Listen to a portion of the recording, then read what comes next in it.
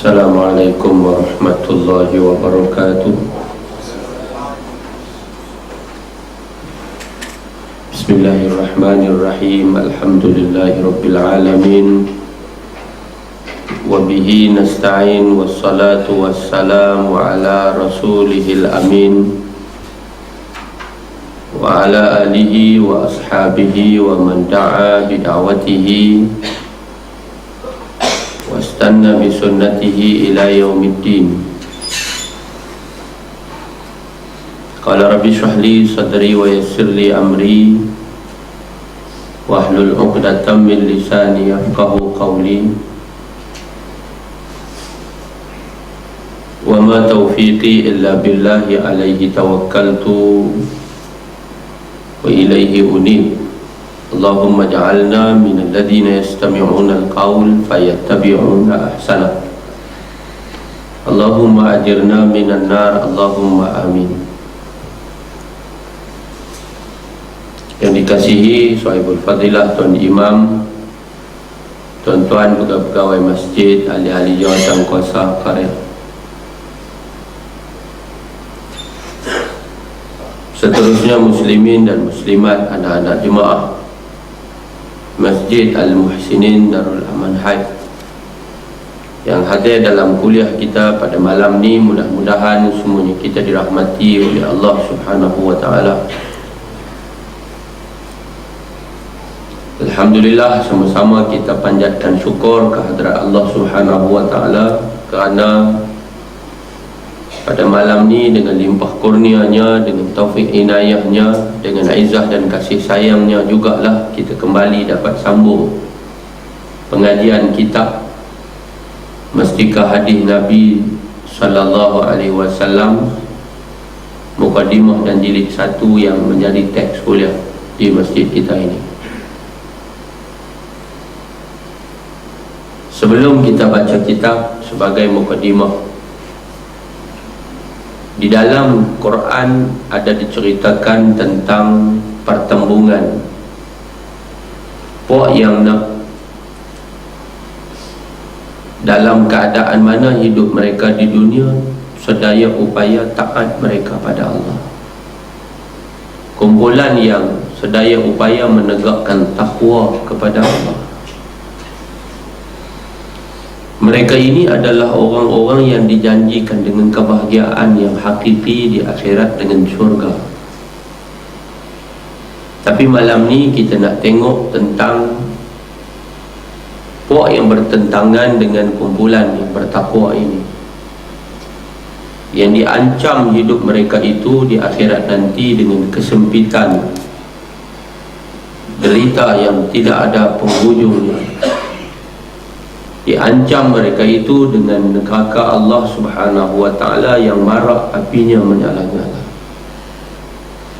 Puncanya mereka dalam hidup di dunia memilih untuk menjadi kumpulan yang melampau batas. Mereka dalam keadaan hidup di dunia, derhaka mereka itu kepada Allah, sehingga mereka memilih untuk mengutamakan dunia dan membelakangkan akhirat. Allah cerita di dalam suratul Nazi'at, di dalam ayat yang ke-37, Allah sebut, a'udzu billahi minasyaitonir rajim, fa amma man tagha wa athara al-hayatad dunya fa innal jahima hiyal ma'wa. Maksudnya, maka adapun sesiapa yang dia melampaui batas, tagha tu maksudnya melampau, tamarrada. Dalam tafsir disebut, fa amma man tamarrada ala amrillah, dia melampau, dia tak mau dengar dan patuh. Dia dengar tapi dia derhaka. Orang beriman, orang yang yakin dengan janji-janji Allah, mereka itu sikap mereka sami'na wa ata'na, kami dengar dan kami patuh. Sebaliknya puak ni adalah puak yang dengar tetapi mereka derhaka. Sami'na wa asaina. Bukan mereka tak tahu kata benda tu haram, tapi mereka buat juga. Bukan tak tahu kata benda makan yang haram, ambil hak orang, zalim buat nanya orang, makan rasuah haram, ambil juga. Bukan dia tak tahu kata semayang tu wajib fardu. Bukan dia tak tahu bahawa apa yang Allah perintah daripada perkara-perkara yang wajib fardu itu wajib dilakukan dalam hidup di dunia ini, tapi dia tak mau patuh. Berapa ramai hari ini dengan sebab mereka itu begitu teruja dengan dunia. Mereka itu rasa bahawa mereka cukup bahagia dengan apa yang mereka dapat daripada kesenangan dan kemewahan dunia. Maka mereka memilih untuk bahagia dalam keadaan walaupun derhaka perintah Allah. Dia kata nak buat macam mana, I hanya ikut arahan skrip aja, bukan ada apa-apa, I pegang dia pun bukan ada rasa apa.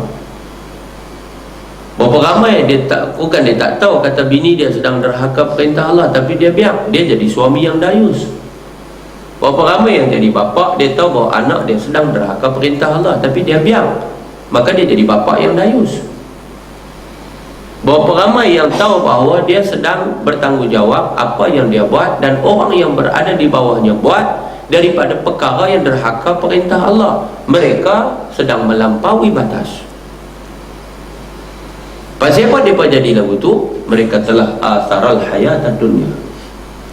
Mereka telah melebihkan kehidupan dunia, keseronokan di dunia, kadang-kadang mengejar kemasyhuran di dunia. Maka mereka itu kerana itu berkorban. Korban apa? Korban hukum Allah. Tuan-tuan, muslimin dan muslimat dirahmati Allah sekalian, dia kata bukan dia tak mau pakai tudung, dia nak pakai, tapi dia kata waktu mana dia rasa hati dia rasa dia nak pakai, tiba-tiba kata Allah kata tak kena pakai pula. Boleh dia buat statement lagu tu. Dia kata dia rasa dah nak pakai, hati kecil dia nak pakai dah, tiba-tiba waktu hati kecil dia nak pakai, Allah takdirkan dia tidak pakai. Dia pergi salah siapa? Dia pergi salah Allah Ta'ala yang telah mentakdirkan kata dia, dengan sebab Allah kata lagu lain, dia nak pakai dah, tiba-tiba oleh kerana pada waktu hati kecil dia nak pakai, tiba-tiba Allah kehendaki sebaliknya, jadi dia pun tak pakai. Mana boleh begitu? Siapa yang membisikkan supaya kita menderhakai Allah? Memang akhirnya untung baik dan untung buruk, untung jahat itu daripada Allah, tapi kita tidak pernah diajar untuk menyalahkan takdir. Kita diberikan akal. Akal mesti dipandu oleh wahyu. Wahyu itu makna dia apa yang ada dalam Quran, apa yang ada dalam hadis, apa yang ada dalam agama. Agama mesti memimpin akal. Kalau kita ikut yang satu lagi, itu nafsu. Mana boleh kita salahkan Allah? Nanti tentu pencuri akan salahkan Allah, takdirkan aku mencuri. Yang merogol dia kata nak buat macam mana, Allah takdirkan aku merogol. Mana boleh menyalahkan Allah? Allah sudah bagi dekat kita potensi, Allah bagi dekat kita akal untuk membezakan yang baik dan yang buruk. Allah bagi dekat kita kuasa untuk memilih. Dalam waktu kita memilih, kenapa kita milih derhaka pada Allah? Jadi Allah kata, fa amma man tagha wa atharal hayatad dunya, maka siapa-siapa yang melampau dalam hidup di dunia ni, kita tak boleh melampau. Kita boleh cari rezeki, tapi mesti cari yang halal. Kita boleh sahaja berhibur, tapi hiburan dalam konteks hiburan Islam. Kita boleh bersukan, tapi sukan dalam konteks sukan yang dibenarkan menurut Islam. Kita boleh berekonomi, tapi ekonomi Islam. Kita boleh berpolitik, politik Islam. Semua mesti patuh kepada sempadan itu, iaitu hukum hakam agama. Muslimin dan muslimat dirahmati Allah Subhanahu wa ta'ala sekalian. Wa atharal hayatad dunya, ni perangai manusia akhir zaman, dia akan pilih untuk seronok ya dunia. Anak dia pakai kain gelumbung elok dah, tiba-tiba masuk satu sokan itu perlu kepada dia menampakkan lutut dia. Anak dia pakai kain gelumung, tiba-tiba pakai seluar, piduk kerat tang kepala lutut, pasal nak bagi nampak lutut tu, kerana dia lomba jalan kaki. Jadi nak kena nampak kaki duduk bagi tapak, bagi sama ke apa ke lebih kurang, itu peraturan dia. Maka dia kata tak apalah nak buat macam mana, kerana peraturan dalam pertandingan, maka diikut akan dia. Mana boleh. Sampai nampak begitu pelik sekali gambar tu. Pasal apa? Anak dia pakai kain tudung labuh, tiba-tiba tang bawah nampak cempera habis. Muslimin dan muslimat sekalian, sepatutnya pada waktu itu bapa dia bertegas bahawa anak saya tidak akan masuk di dalam pertandingan yang nyata bercanggah dengan syariat Allah. Maka terimalah orang-orang yang mesti menerima tanggungjawab, kerana mereka mengoyak hukum Allah. Halal jelas, haram juga jelas. Tidak boleh kompromi dalam keadaan demikian. Tuan-tuan muslimin dan muslimat dirahmati Allah Subhanahu wa ta'ala. Hari ini dia buat penjelasan dalam paper. Dia kata dah jadi viral apa semua dalam media baru. Sebenarnya dia kata yang tu adalah peraturan yang memang diguna pakai dalam pertandingan tu. Dia kata bukan penganjur paksa apakah, tak ada. Budak tu sendiri yang buat pilihan untuk gunting dekat lutut dia. Apa ni yang kita jadi orang tua apa? Takkan kita duduk jadi pegawai besar di situ, kita boleh tengok saja ke? Satu orang muslimah yang tutup auratnya macam tu, tiba-tiba dibenarkan macam tu punya keadaan. Kita sebenarnya shame, malu. Kita kena malu. Muslimin muslimat wa asaral hayatad dunya. Tu yang Allah kata mereka telah memilih untuk mementingkan akan hayatad dunya. Pilih dunia. Tu yang kadang-kadang kita okey dah, cantik, ahli masjid elok dah, surau elok dah, pam kena hari kenuri, jahanam kan, bagus dengan seronai, dengan trompet, dengan ya ye dan bukan sinilah, ada satu daerah di Nicaragua. Kita nak bersembang pun jadi susah, jadi tak dengar apa la ilaha illallah. Bukan tak boleh bagi ada bunyi-bunyian, tapi bagi menasabah lah. Lagu apa? Ada DJ hak Islamik, dia baca ayat hadis, dia baca ayat Quran, dia nanti peringat semayang, dia nanti baca doa, kenuri kahwin. Okey lah, cantik lah. Bubuh lagu-lagu yang mengajak kita kepada ketuhanan. Okey lah. Bubuh lagu-lagu qasidah memuji Rasulullah, okey lah. Bubuh lagu selawat, okey lah. Tiba-tiba dia bubuh lagu Hindustan, satu Hindu pun tak ada. Jangan dia buat cerai betul tuan-tuan. Itu yang kadang kita berjalan-jalan duduk elok sampai hujung patah balik. Pasal apa? Nak duduk tak mana pun tak boleh dah. Pasal apa? Tak ada tempat dah. Mereka duduk bercampur berkuih habis dah. Tak boleh tuan. Kita kena bubuh musliman, kita kena bubuh muslimin. Kita kena sedia dulu tempat dia. Bila kita dah ketiak sedia dah, mereka hidup campur juga, tu cerita lain. Kita boleh lagi kata, ya Allah aku sedia dah, ya Allah. Hak ni jantan duduk, hak ni orang perempuan duduk, mereka pergi bercampur. La haula wala quwwata illa billah. Mudah-mudahan kita boleh clarify depan Allah. Tapi kalau kita tak ada sedia apa, hampa campur gue ambil lah. Tang tu lah, counter tu lah, apa sekali lah. Wa asaral hayatad dunia. Siap kita depan Allah. Nabi mana? Kalau kita glamour kita tahu mana. Kalau kita kaya kita bukan boleh beli. Kita bukan boleh beli 1 minit, 1 second untuk tambah kita punya nyawa. Tak ada. Balik pergi sana kalau nanti susah kita. Kalau susah dunia ni tuan-tuan, maka tentu tidak akan sama sekali sama dengan susah kita di depan Allah Subhanahu wa ta'ala. Jadi biar susah sikit di dunia ni, kita nak cari senang di akhirat nanti. Jadi jangan kita memilih asarul hayatad dunia. Sebab apa? Ancaman Allah sangat dahsyat. Allah kata fa innal jahima hiyal ma'wa. Maka sesungguhnya jahim, neraka jahim itulah kesudahan orang-orang yang melampaui batas, yang telah tidak memperdulikan halal dan haram. Dia belah semacam aja. Dia memilih untuk memilih dunia, dia membelakangkan akhirat, dia melupakan akhirat. Janji-janji Allah dia nak kejar akan kesenangan dan kemewahan dunia, menggadaikan maruah diri sampai kepada maruah agama. Na'udzubillahi min zalik. Cerita neraka bukan sahaja nampak tuan-tuan. Tak ada. Atas dunia ni kita dengar ajalah Allah sebut dalam Quran bab neraka, Nabi cerita neraka di dalam hadis-hadis dia, tapi kita tak nampak 1/70 daripada api dunia. Baru yang kata api itu sebenarnya adalah 69 kali ganda. Itulah api neraka di akhirat. Allah kata la tarawunnal jahim, kamu pasti akan melihat neraka jahim. Pasti, confirm tuan-tuan. Summa la tarawunnaha ainal yaqin, kemudian kamu pasti akan tengok neraka jahim itu dengan mata kamu yang yakin. Atas dunia duduk dengar saja, atas dunia dulu ustaz duk cerita, atas dunia tok guru duk abang, tapi kita tak boleh nak dapat macam mana sebenar-benar hakikat neraka itu. Macam mana takut dan gentarnya kita dengan neraka yang dijanji Allah. Hebat lagi neraka itu akan kita saksikan nanti. Tu dia tuan-tuan. Summa la tarawunnaha ainal yaqin, kemudian kata Allah, kamu akan tengok dengan mata kamu yang yakin. Maksudnya kita akan tengok dengan mata kepala kita.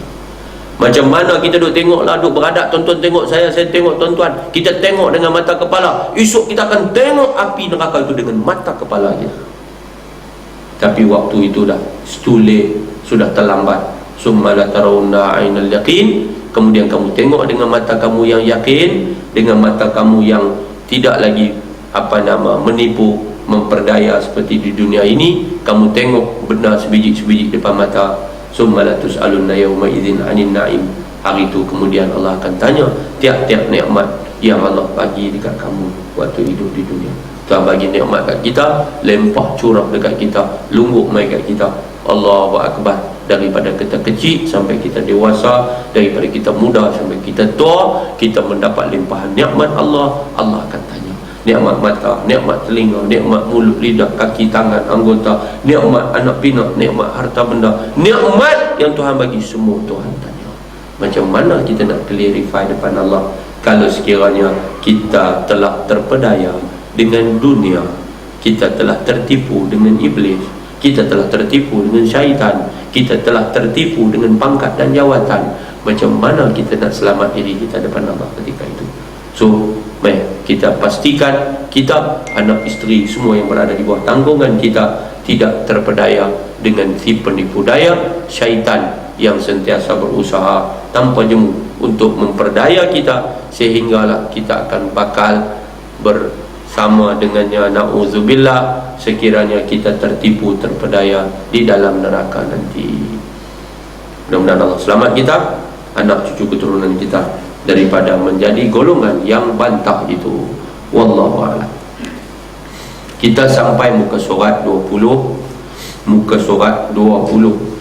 No? Ji, muka surat 20. Kita sampai dalam perbahasan yang kedua.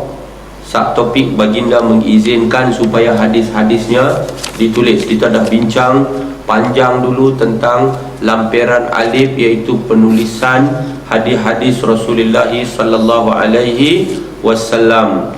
Jadi kita masuk sambung setelah kita memahami akan bagaimana hadis yang melarang, kemudian hadis yang menyuruh, yang akhirnya dibuat kesimpulan di sini. Kedua, baginda mengizinkan supaya hadis-hadisnya, yakni hadis-hadis Nabi, ditulis. Qala al-musannif rahimahullah wa nafa'ana bi'ulumihi fid daraini insyaallah.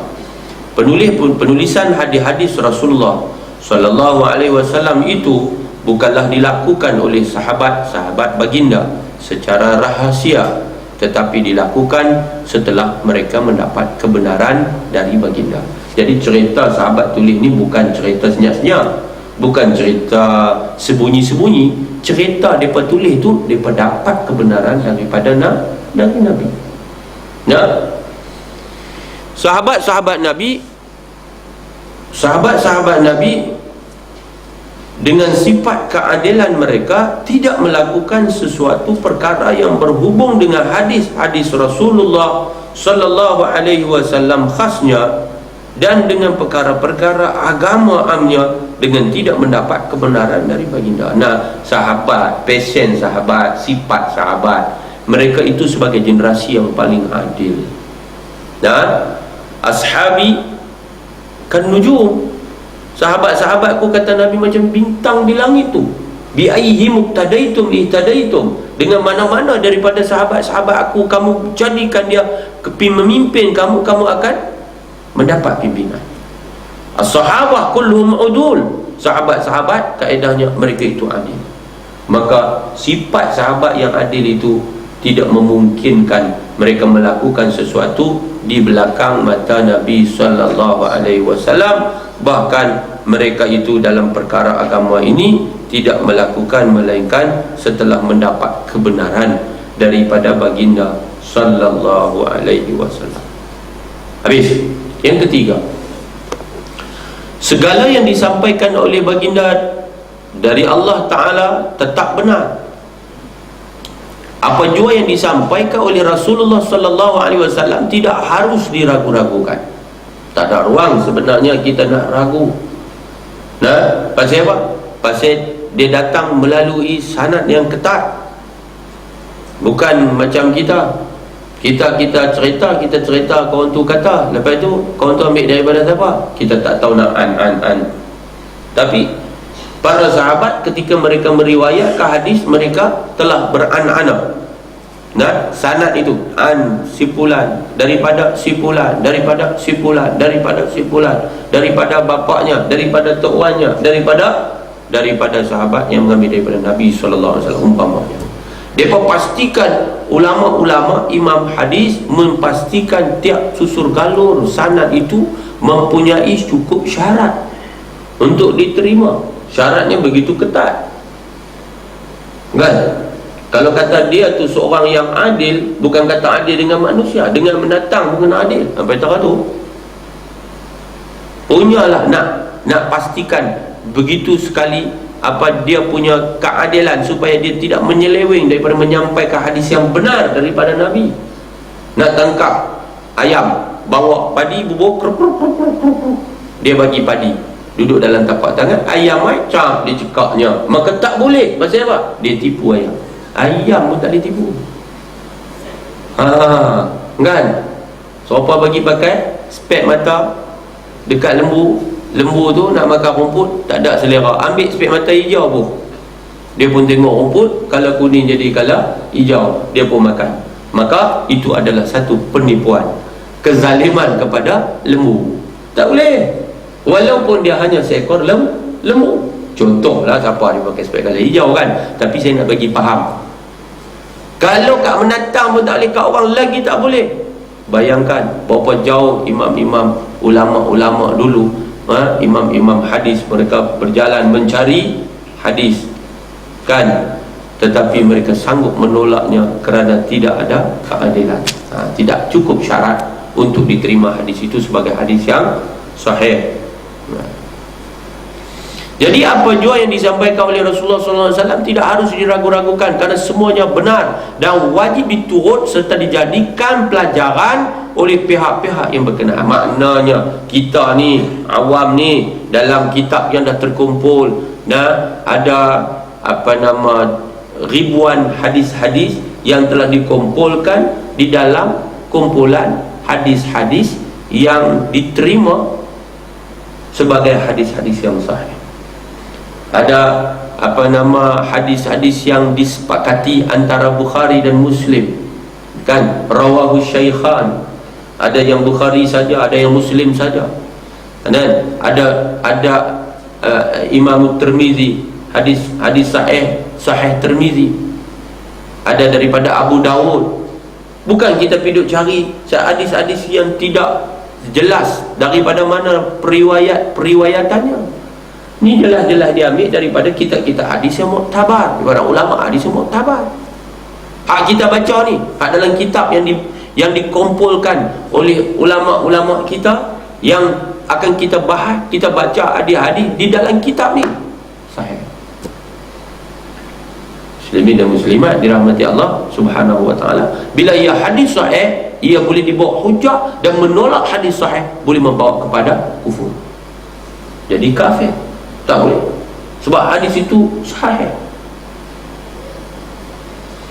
Nabi Muhammad SAW dengan sifatnya seorang Rasul yang telah dipilih oleh Allah Ta'ala untuk menyampaikan hukum-hukum Islam kepada umat manusia, sudah tentu dipeliharanya, yakni Allah Ta'ala pelihara Nabi dari perkara-perkara yang boleh menghalangi tugasnya.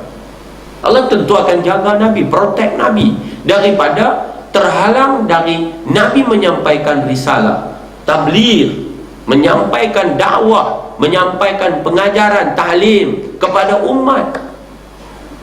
Kan? Sebab itu Allah Ta'ala tegaskan dalam Quran, wa ma yantiqu 'anil hawa in huwa illa wahyun yuha. Tidaklah aku Nabi Muhammad itu tidaklah menuturkan sesuatu mengikut wahyu, mengikut nafsu, tetapi yang dituturkan, yang diperkatakan adalah mengikut wahyu. Nah, itu bila dalam hadis yang kita baca hari itu, Nabi Muhammad tunjuk dekat fihi, dekat mulutnya ni, kat mulut dia, dia kata uktub, kata tulis demi yang nyawaku berada dalam genggamannya, ma yakhruju minhu illa haqqun, tidak keluar daripada mulutku melainkan yang benar. Allah sendiri dah sebut jelas-jelas bahawa Nabi Muhammad takkan menuturkan sesuatu melainkan dia adalah wahyu daripada Allah Subhanahu wa ta'ala. Kan? Muslimin dan muslimat dirahmati Allah Subhanahu wa ta'ala sekalian. Jadi Nabi Muhammad lah yang akan menyampaikan hukum-hukum Islam. Kita dah sedia tahu bahawa Quran itu di dalamnya ada hukum hakam, tetapi ada hukum yang datang secara umum, dikhaskan hukum yang umum tadi oleh Rasulullah melalui hadis. Nampak? Kadang-kadang dia datang secara ringkas, dibayan secara panjang lebar, diperincikan oleh hadis. Nampak? Kalau orang tu kata dia tak mau pakai hadis, mana mungkin dia boleh dapat buat amal ibadat yang sempurna tanpa dia merujuk kepada hadis? Mana mungkin? Puan Qasim Ahmad, pengikut-pengikut dia, kan, kita boleh cabar dan mereka kena buktikan bahawa tanpa hadis mereka boleh beribadat. Ibadat dalam Quran ada tak? Dalam Quran itu dia tunjuk daripada awal macam mana kita nak beribadat, nak semayang sampai bagi salam. Ada? Dia ada sebut rukuk, dia ada sebut sujud, ada disebut i'tidal? Tak ada sebut. Dia ada sebut duduk antara dua sujud? Tak ada sebut. Ada sebut dia suruh baca tahiyat? Tak ada. Ada sebut dia bagi salam? Ada? Tuan-tuan, ada disebut mula dengan takbir yang dia kata apa nama, aqwalun wa af'alun muftatahatun bit takbir wa muhtatamatun bit taslim. Itu mai daripada mana? Tak ada. Dia yang kita duk buat ibadat ni ambil daripada mana? Ambil hukumnya yang asal itu daripada Quran, tetapi tata caranya diambil daripada hadis. Nabi kata simple saja. Nabi kata apa nama, sallu kama ra'aitumuni usalli. Semayanglah macam mana kamu tengok aku semayang. Adalah hadis-hadis yang lain, idza kabbara fakabbiru. Tu imam tu dia kata bila tu imam takbir kamu pun takbir. Itu di antara hadis-hadis yang melibatkan semayang. Banyaklah lagi hadis-hadis lain. Tapi maknanya ulama daripada situ mereka meneliti hadis-hadis yang diterima daripada sukan Nabi SAW, maka kemudiannya mereka berijtihad. Syafi'i dengan cara Imam Syafi'i, Hambali dengan cara mazhab Hambali, Imam Abu Hanifah dengan cara mazhab Hanafi, berdasarkan hadis-hadis yang diterima daripada susu garut syekh hadis mereka. Hadis Nabi tak ada masalah. Orang dia turun tangan dulu, orang dia turun lutut dulu, semayanglah. Tapi macam yang kata apa nama, ada yang baca bismillah deras, ada yang baca bismillah pelan, tak ada masalah. Yang penting baca. Dia bukan tak baca. Bismillah itu sebahagian daripada Fatihatul Kitab, tapi dia baca pelan-pelan. Hak kita baca deras, baca juga. Dia baca pelan. Orang dia kata kunut tak dituntut, kita baca kunut, tak apa, tak ada masalah. Kita pergi sana kita pun tak baca kunut, tak ada masalah.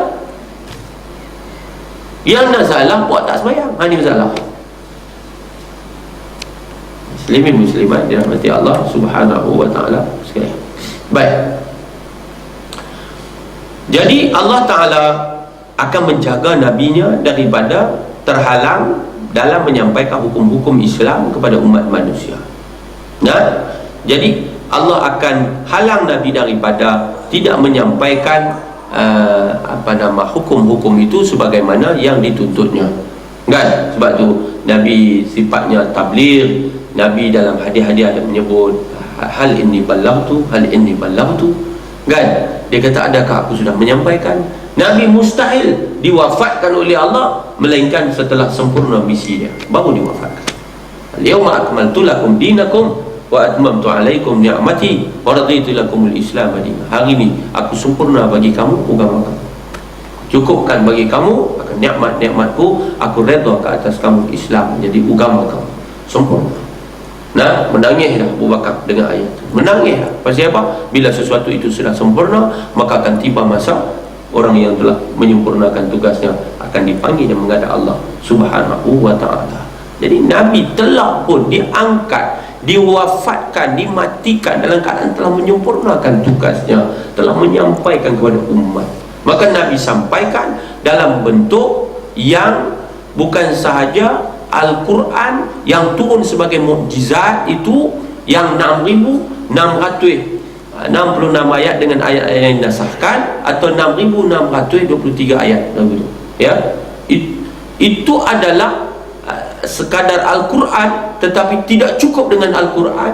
Nabi telah pun menyampaikan akan ajaran agama dan hukum hakamnya melalui rangkaian hadis-hadis baginda.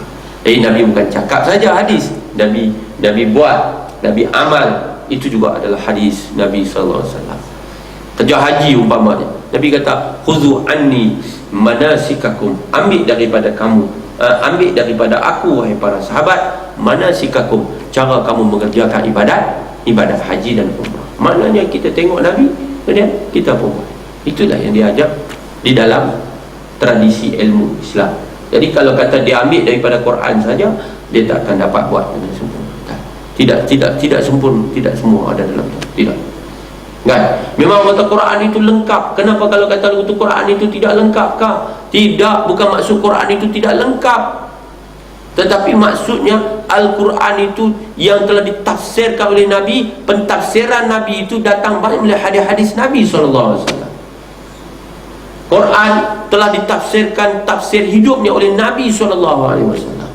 Jadi para sahabat yang memindahkan perbuatan Nabi, maka mereka memindahkan hadis. Mereka memindahkan perkataan Nabi kepada kita, mereka memindahkan hadis Nabi. Mereka memindahkan ikrar ataupun takrir Nabi, perakuan Nabi, mereka memindahkan hadis Nabi kepada kita.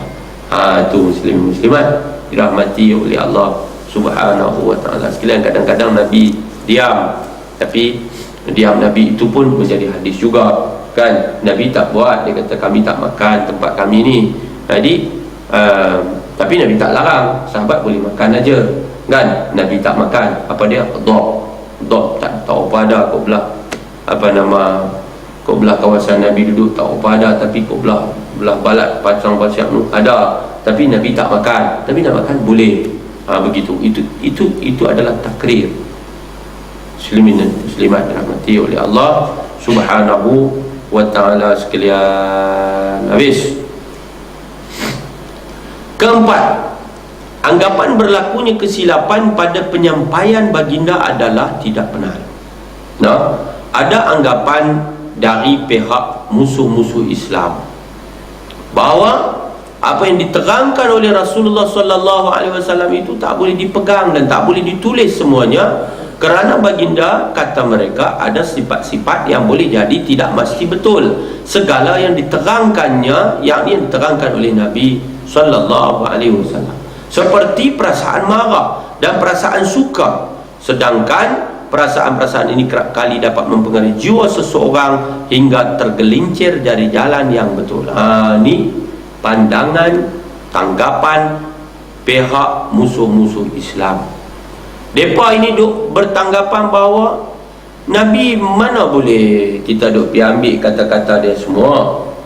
Berkata macam mana orang Islam ni dia pergi ambil kata-kata Muhammad ni semua, sedangkan Muhammad ni pun marah, Muhammad ni pun lupa, Muhammad ni pun ada silap apa semua. Kalau betul lah, dia tentu ada tension ke apa, jadi waktu dia tension nanti dia bawa keluar kata-kata yang tidak betul. Sedangkan kita semua telah pun sedia maklum bahawa Nabi itu bersifat dengan maksum. Nabi itu bersifat dengan sifat ismah, terpelihara Nabi. Terpelihara Nabi daripada salah, terpelihara Nabi daripada melakukan kesilapan di dalam menyampaikan apa yang diperintahkan Allah Subhanahu wa taala kepada umat. Nabi tidak akan menyembunyikan hukum. Nabi tidak akan khianat kepada amanah, kerana sifat amanah itu sifat wajib bagi Nabi.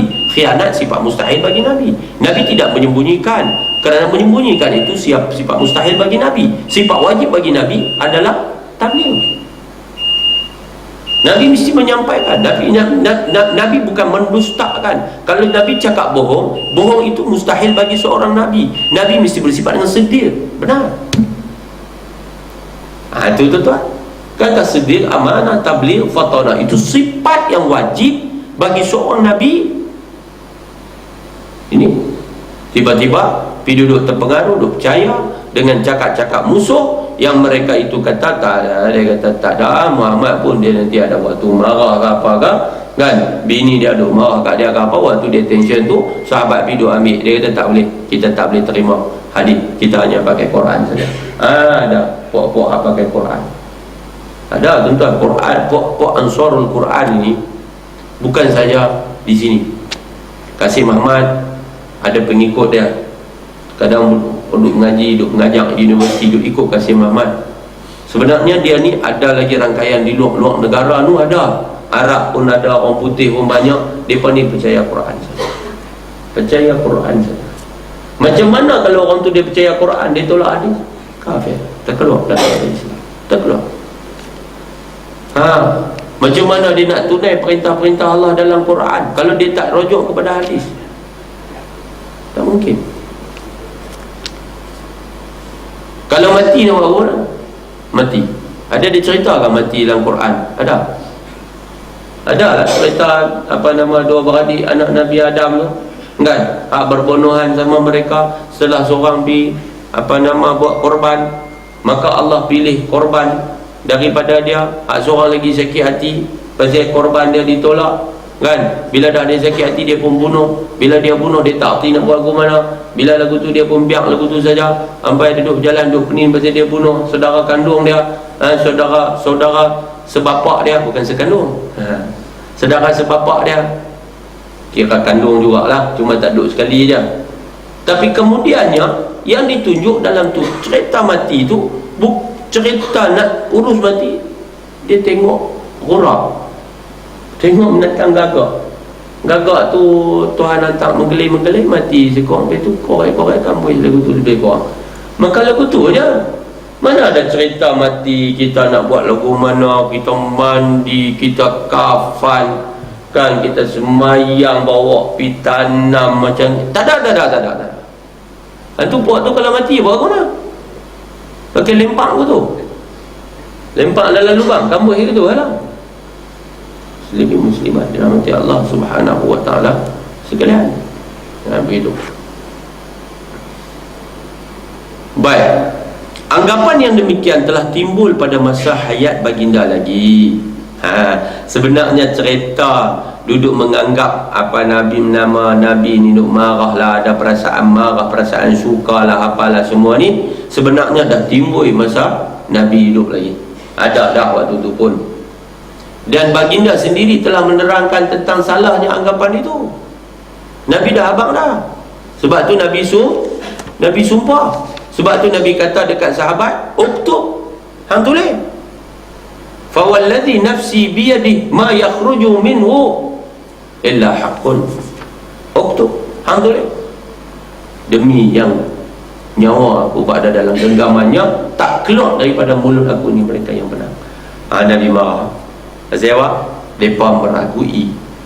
Mereka kata jangan tulis kerana Nabi Muhammad ni dia cakap ada benda waktu dia marah, ada benda waktu dia tak marah. Sedangkan Nabi Muhammad tidak bercakap, melainkan itu adalah wahyu Allah Subhanahu wa ta'ala. Tak cakap ikut hawa nafsu, tuan-tuan. Maksudnya muslimat rahmati Allah Subhanahu wa ta'ala sekalian. Jadi Nabi sendiri telah menerangkan tentang salahnya anggapan itu dan menyuruh menulis apa yang baginda sampaikan.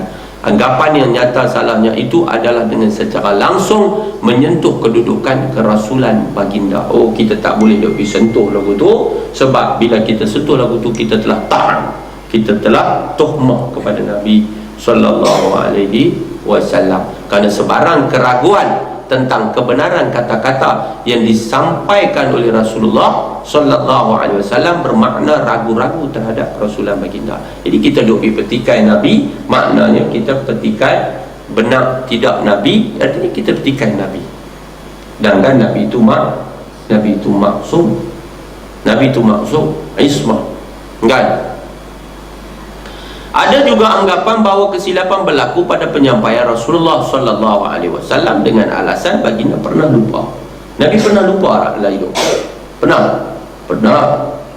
Jadi dengan sebab itu ada orang juga dia kata Nabi pun pernah lupa.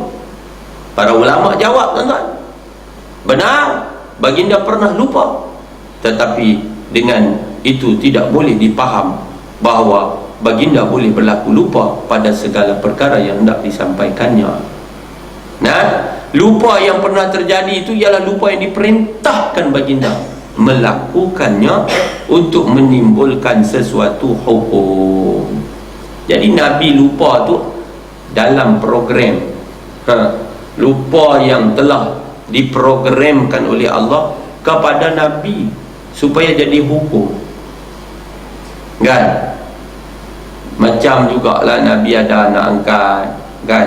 Lepas itu mula-mula dibinkan dengan Muhammad, kemudian Allah larang balik, kena dipanggil anak itu dengan bin bapaknya. Maka Nabi pun tukar, diprogramkan supaya isu umat dia tidak bubuh bapak tu sebagai bapak kepada anak angkat. Dalam-dalam Nabi tunjuk dah ada orang bubuh anak dia nama bapak angkat. Ada. Padahal haram hukumnya. Bukan anak kita, dia anak kepada bapa dia, kena bubuh bin bapa dia. Tiba-tiba kita pergi bubuh bin kita, tak ada kena-mengena. Kita pak angkat dia ada, dia bubuh bin kita pasal. Macam mana kalau dia anak perempuan, pergi bubuh bin kita, binti kita, ada tak ada? Lepas itu kita pergi jadi wali pula. Jahanam habis. Tak boleh. Dia kena dipanggil dengan nama bapa dia, binti bapa dia. Tuan-tuan. Nah, lepas itu Allah perintah supaya dia anak angkat dia menceraikan isteri, sehingga kemudiannya isteri itu pula dikahwini oleh Rasulullah sallallahu alaihi wasallam. Nak cerita bahawa isteri anak angkat boleh kahwin dengan bapa angkatnya, bapa mertua angkat. Tu hukum. Nabi lupa kerana nak keluar hukum. Hukum apa? Hukum sujud sahwi. Hukum sujud sahwi. Sahwi itu lupa. Sahwi itu lupa. Nabi itu lupa tu pasal apa? Nak ajak umat bila esok lupa nak buat apa? Tuan-tuan, tadi saya di surau pejabat, ada staf-staf muda ni, saya masuk-masuk dia duduk semayang belakang. Satu orang masbuk lah. Saya pun nak masbuk lah, lewat. Bibi tengok-tengok mereka duduk tahiyat akhir, yang kawan depan tu dalam keadaan sujud. Tu imam mereka duduk tahiyat akhir, tak tahu nak buat ke mana. Tu imam tu sujud. Saya kata dia ni, saya tak ada nak takbiri, duduk tengok apa jadi ni. Rupa-rupanya tu imam ni sujud angkat, rupanya dia sujud sahwi. Dia sujud sahwi. Lepas tu dia bagi salam. Ada orang mangkit, duduk gelak di luar, duduk kepala nak buat gimana tak tahu. Allahu akbar kabira. Lepas tu saya pun keluar panggil, mai kita semayang lain. Sudah tanya depa, tadi pasal tak sujud, kan? Dia kata tu Itulah Tok Imam tu dia sujud sahwi kerana dia telah meninggalkan satu perbuatan yang hukumnya sunat arba'ah. Satu, ataupun dia telah tertinggal satu-satu benda, tersilap satu-satu benda, maka sunat hukumnya sujud sahwi bagi dia. Tetapi oleh kerana dia imam, kita jadi makmum, walaupun tak ada kena-mengena, kita tak ada tinggal apa. Kita pergi masbuk belakang dia, dia duduk tahiyat akhir, kita Allahu Akbar, duduk belakang tahiyat akhir, tiba-tiba perak dia sujud sahwi. Apa kita kena buat? Kita wajib ikut perbuatan imam. Innama ju'ilal imamu liyutamma bih. Hanya saja dijadikan imam untuk kamu ikut akan dia. Walaupun perbuatan sujud sahwi itu sunat bagi dia, tetapi bila dia sujud, wajib bagi makmum ikut perbuatan imam. Kalau tak ikut, batal, kecuali dia fard. Tu dia dia ada orang dia tak tahu, dia duduk tunggu nak buat lagu mana. Tok Imam bagi salam, Assalamualaikum, dia pun bangkit sembahyang. Dia kata betul lah, padahal tak betul. Pasal apa? Pasal dia telah tidak menurut perbuatan imam yang di situ. Muslimat sekalian, jadi Nabi SAW dia lupa tu bukan pasal saja-saja lupa, diprogramkan Allah untuk lupa, sebab nak ajak kita yang ni. Kalau kita lupa nak buat ke mana? Maka kita pun dituntut sujud sahwi. Hukum sujud sahwi asal dia pun bukannya wajib, tetapi ia adalah sunat sahaja. Jadi kalau tu imam dia terlupa baca kunut tu, saduk kalau abang kat dia lah, kunut tu sunat abang. Kalau dia sengaja tinggal pun tidak jadi masalah. Cuma sunat dijabarkan untuk dapat pahala, dia sujud sahwi. Sebab tu Tok Imam kalau dia nak sujud sahwi, janganlah dia duduk macam dia nak bagi salam. Kan? Janganlah dia duduk macam nak bagi salam. Duduklah macam tahiyat awal dulu. Jadi orang tahu, orang duduk belakang dia tahu, dia tengok, oh Tok Imam ni duduk tahiyat awal ni, sekali lagi dia nak sujud sahwi. Pasal apa? Duduk tahiyat akhir tu orang yang nak bagi salam, dia ujung dia tak ada sujud dah, dia bagi salam. Tapi kalau dia duduk dalam keadaan tahiyat awal, maka lepas itu dia sujud, tu betul. Jadi orang di belakang pun tahu kata Tok Imam tu nak sujud sahwi. Kalau Tok Imam tak sujud sahwi pun tidak ada masalah, kerana sujud sahwi itu hukumnya sunnah. Jadi tak payah berkelih apa. Ini berkelih pula. Dia kata saya Tok Imam tak buat. Dia kata aku lupa, pasal apa tak sujud sahwi? Dia kata aku imam buat. Kan? Kan? Tak apa, lain kali kita sujud. Dia kata lagu tu lah lebih kurang. Bukan batal semayang pun tak batal semayang. Jadi muslimin muslimat dirahmati Allah Subhanahu wa taala sekalian. Anggapan yang nyata salahnya itu adalah dengan secara langsung menyentuh kedudukan kerasulan baginda. Okey, benar baginda pernah lupa, tetapi dengan itu tidak boleh dipaham bahawa baginda boleh berlaku lupa pada segala perkara yang nak disampaikannya. Lupa yang pernah terjadi ialah lupa yang diperintahkan baginda melakukannya untuk menimbulkan sesuatu hukum, seperti lupa baginda dalam sembahyang dari membaca tahiyat awal. Tahiyat awal itu adalah sunat abad. Lalu menerbitkan satu hukum, nama dia sujud sahwi secara amali. Sayugia diingat bahawa perkara yang tidak harus Rasulullah sallallahu alaihi wasallam berlaku silap padanya, dan boleh jadi baginda tidak mengetahuinya, sebagaimana yang sayugia diingat bahawa perkara yang tidak harus Rasulullah sallallahu alaihi wasallam berlaku silap padanya ialah perkara-perkara yang dibawanya, yang dibawa oleh Nabi dari Allah Subhanahu wa taala. Kita kena faham bahawa kalau benda tu mai dari Tuhan, maka mustahil Nabi silap. Mustahil, tak boleh benda. Adapun perkara-perkara keduniaan, dimasuk. Adapun perkara-perkara dunia ataupun perkara hidup sehari-hari, boleh jadi baginda berlaku silap padanya, dan boleh jadi baginda tidak mengetahuinya, sebagaimana baginda sendiri pernah bersabda, kan, kata Nabi, antum a'lamu bi umuri dunyakum, kamu lebih tahu di dalam perkara dunia kamu. Contoh nak tut pokok, kan, boleh tak tut pokok tut pokok tamar sehingga buah tamar itu menjadi lebih subur. Nabi kata tak ada masalah, benda tu kamu lebih tahu dalam bab dunia. Orang yang menanam lebih tahu dalam bahagian tanaman. Pakar pernah berlaku satu kejadian dalam satu peperangan di Madinah Al-Munawwarah. Sahabat tanya Nabi, ya Rasulullah, bila Nabi kata berhenti dekat sini kan, maka sahabat tanya, adakah ini adalah wahyu daripada Allah atau boleh aku berikan pandangan? Nabi kata tidak, kamu boleh berikan pandangan. Tidak, kamu boleh ya Rasulullah, kalau kita berada dekat kawasan yang ada puncak ayat. Maka Nabi menerima pandangan itu. Itu tidak ada masalah. Itu dalam bab dunia, strategi peperangan dan sebagainya, bidang perindustrian, perikanan, perhutanan, pertanian, tak ada masalah. Dia datang hukum-hukum yang umum saja. Nampaklah tuan. Tetapi nak menyatakan bahawa Nabi itu tiba-tiba boleh silap dalam perkara yang mai daripada Allah, no, tak mungkin silap. Tak mungkin silap. Sebab itu adalah perkara yang datang daripada perkara agama dari Allah Subhanahu wa ta'ala.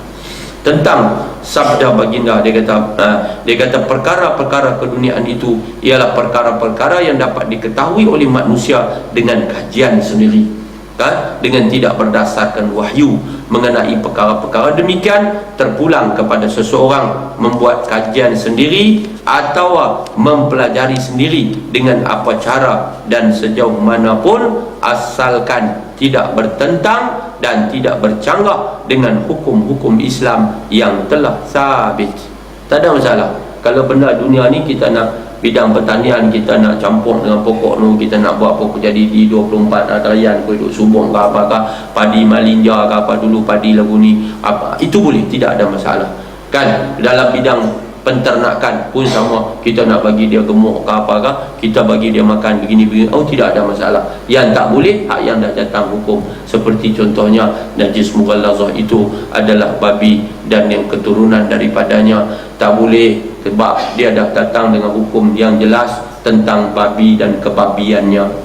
Tak boleh. Babi dan keturunannya, anjing dan keanjingannya, tak boleh lah. Pasal hak tu datang ada hadis dia, kan? Tak boleh. Pasal yang tu dah datang. Tapi kalau tak ada masalah apa, tak apa. Ni dia buat anjing piduk tut dengan kambing. Ui, jemu tuan-tuan. Kambing tu dah topui punya ada. Tak tahu. Ui, ada satu cerita belah-belah kulim tuan-tuan. Tahu dia anjing tu dia bukan anjing, kambing ni dia satu Bengali jual, dia punya badan, punya nala, punya besar. Lepas tu depa sudah beli sembelih. Bila waktu sembelih, anjing dengar suara anjing daripada mana? Daripada kambing. Tak kasar tak tuan-tuan? Badan dia kambing, bentuk dia kambing, janggut macam kambing. Tiba-tiba bila sembelih keluar suara anjing. Sudah. Depa pun naik satu gulai, kawah sudah makan, sudah habis, sudah pergi tanya. Sudah pergi tanya. Kena pergi tanya lah, itu Bengali. Pergi tanya itu Bengali. Bengali itu kata, itu sudah kahwin lah. Kahwin sama anjing, jahanam. Tuan-tuan, apa hukum? Hukumnya itu adalah anjing. Walaupun rupa dia macam kambing. Tak boleh, sebab itu keturunan dia. Tak boleh. Babi pun sama. Babi kahwin dengan lembu, sudah jadi bambu. Tak boleh. Tuan-tuan, tak boleh. Hal lain apa boleh? Pokok benda yang tak mai, hukum dia tak mai daripada Nabi, hal lain boleh. Tapi kalau sudah datang dengan hadis-hadisnya, maka tak boleh. Ada benda yang dalam fiqh ni tuan-tuan, dia melibatkan urusan hidup dalam ibadat kita, termasuk dalam pemakanan. Fiqh ada masuk, ada atur kan. Tadi saya duk terang pasal itu darah lah. Orang tanya ni darah dekat itu daging. Darah dekat daging Ustaz, kita duk makan di Mesir tu, kita curus lagu tu je. Lepas tu kita bubuh dalam kawah selalu.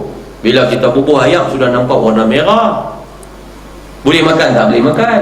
Boleh lah, pasal kita sudah basuh. Habis tu ini darah. Darah tu tak apa, boleh. Kan? Dam, dia ada dua jenis darah. Yang Nabi kata uhillat lana maitatani wa damani. Dihalalkan bagi kita ni umat Nabi Muhammad apa nama, 2 bangkai dan dua darah. Bangkai apa dia? Bangkai apa itu, balalang lah, boleh. Lagi satu ikan lah. Tuan-tuan jangan duk buat cerin. Bangkai ikan duk makan hari tu bangkai. Jangan duduk biar tiap nak sembelih, duk tunggu dia duk ketik-ketik baru nak pergi sembelih. Oh tak payah. Pasal apa? Boleh makan. Lepas itu darah kita boleh makan juga. 2 darah, al-kabid wa tihal. Al-kabid itu apa? Hati. Satu lagi limpa, darah juga. Lain pada tu tak boleh. Ayam kan, kadang kita beli ayam daripada jual, kadang-kadang di kedai apa dekat dengan dia punya apa, dia ada satu tempat tu ada darah, dia duduk dalam kantung dia kan. Kalau kita buka dia punya depa goreng tepung elok ya tuan tu. Kalau kita buka tengok ada darah tuan tu.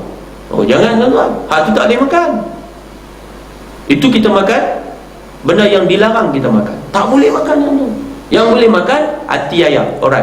Limpa ayam boleh, tak ada masalah. Tapi kalau darah yang ada dekat tempat tu, kita kena cuci bagi habis. Dekat dia punya apa ni, busuk ke apa ke, kita kena cuci bagi habis. Yang tu kena cuci bagi habis, jangan duk tinggal.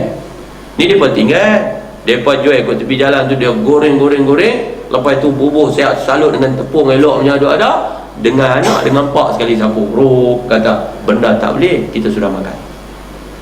Muslimin muslimat rahmati Allah Subhanahu wa taala sekalian, insya-Allah kita akan sambunglah tentu dalam siri kuliah kita yang lagi akan datang. Hadza wa billahi taufiq. A'udzu billahi minasyaitonir rajim. Bismillahirrahmanirrahim. Alhamdulillahirabbil alamin. Allahumma shalli ala sayyidina Muhammad wa ala alihi wa sahbihi ajmain.